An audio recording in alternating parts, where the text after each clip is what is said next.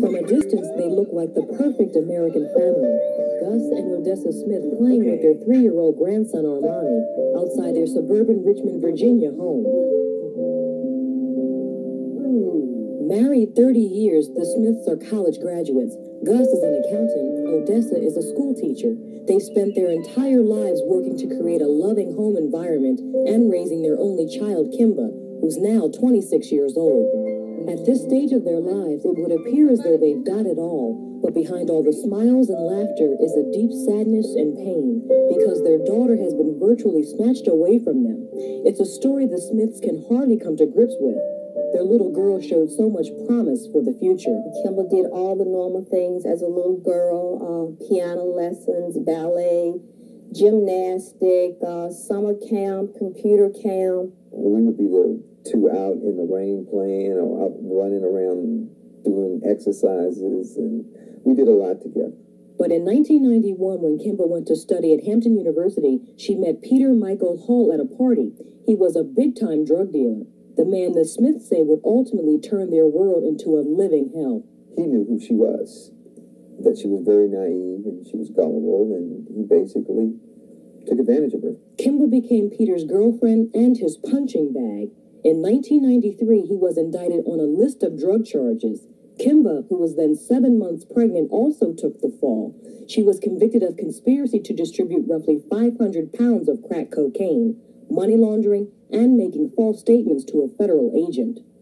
The conspiracy conviction means that by knowing and participating in Peter's drug dealing, Kemba was also responsible for the entire drug operation. Kemba Smith is serving a 24-and-a-half-year prison sentence here at the Federal Correctional Institution in Danbury, Connecticut. From the street, you can see trees, flowers, and beautiful landscaping. But beyond the top of this hill is what prison officials don't want our cameras to videotape. It's the facility surrounded by rows of barbed wire, security cameras, and prison guards. But we were granted a one-on-one interview with Kemba. As she walked into the visiting room, you can see the toll this ordeal has taken on her. For the people who've never seen you before, just tell everybody how you're doing here. I think it would be easy for me to say that I was fine, but that's not the case. In all actuality, I'm struggling to try to maintain my growth while I'm here, my mental, physical, emotional growth. Kemba says that during the court case, prosecutors admitted that she did not use, handle, or sell crack cocaine. But because of the large quantity of drugs, Kemba became another victim of stiff minimum mandatory sentencing laws. It doesn't make sense to me at all. I think it's a total waste. As for Peter, he didn't do any prison time. He was found in Washington State, shot in the head. With everything you know now about Peter and after everything he's done to you, how do you feel about him? Do you hate him in any way? No, I can't say that I hate him because of my faith. But Kemba says she stayed with Peter because she was terrified of him and what he might do. There were periods of verbal and physical abuse where he would go into rages, strangling me, and to the point where I thought that I was going to die. Threatened my life. She knew he had been here and he knew where we lived. And none he of killed that, his best friend. And none of that and seemed of course to matter. completely ignored that. Let's talk about your family. How are they coping with all of this?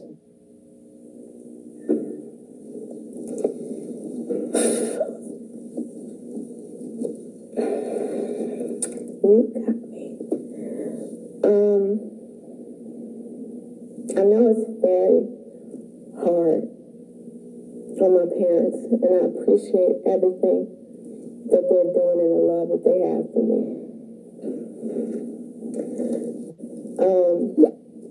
And I know it hurts. You know, I see the pain in their faces.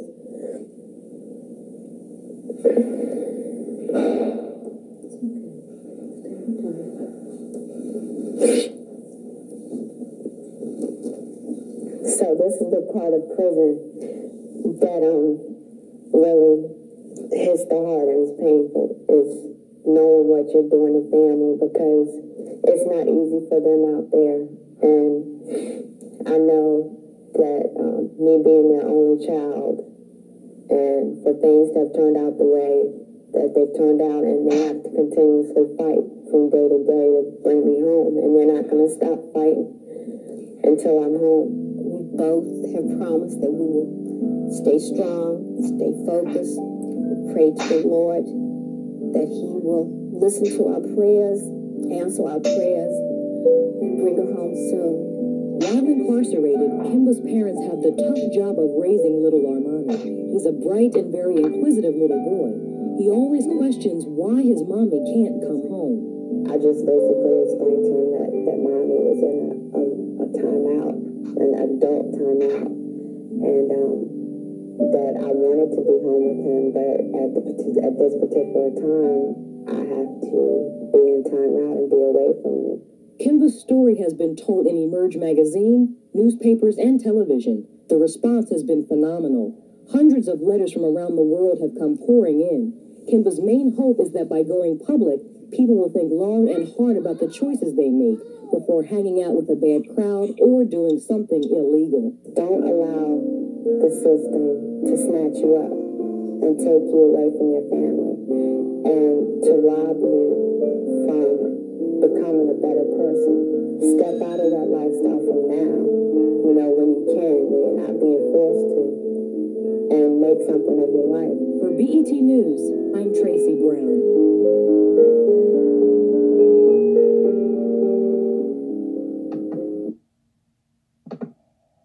So, childhood, you were able to see my parents, and like I said earlier, I came from a two-parent home, was involved in all kind of student activities, was a debutante, Brownie, Girl Scout, played the piano, you name it. And basically I was sharing with you about a story and how I had a crush in high school on this guy who was the star football player, star basketball player. And I can remember being excited one day because we were walking down the hallway and he gave me his gold chain to wear. And you youngins may not know anything about it, but it was a name-plated gold chain that had his name written in it. And so he gave me his gold chain to wear. And I can remember being all excited, running in the house to find my mom to tell her how Derek gave me this gold chain. And so as I was telling my mother, her facial expression started to change. And so eventually she says to me, Kemba, when you get to school tomorrow, you make sure you give that boy his chain back. And I don't want to ever see it around your neck again. So y'all girls, do y'all think I gave the chain back? No, because I wouldn't. I'm sorry, Mama. Luckily, your mama probably is not listening on this call. But ultimately, I did not give the necklace back. And so eventually, I would tuck it underneath my shirt or put it in my pocket when I came home. But eventually, when my mom came to pick me up after band practice one day, she didn't find me in my normal area. So she drove over by the football field house. And I know none of you all have ever felt this way, but when my mom pulled up, she got out the car and my heart started beating real fast as she was walking up to me. I'm like, what is she doing? And so eventually she comes up to me, she sees the chain around my neck, and she goes inside the football field house where there was nothing but guys and coaches, finds Derek and tells Derek, if I ever catch this chain around my neck again, I'm going to flush it down the toilet. So y'all, that was my freshman year of high school. So therefore, everybody in the school knew my parents were crazy. If I was going to talk to a boy, it was going to be, behind the couch after they were asleep. He said, sorry, Mama, I would keep the chain. What I didn't realize of what my mother was trying to teach me was that no boy, no man should be able to give you something tangible and automatically think that he's in good to start a relationship with you. I'm going to call parents, grandparents, that we need to make sure that we're having healthy conversation, healthy relationships with our young people. And I'm glad that you all have this space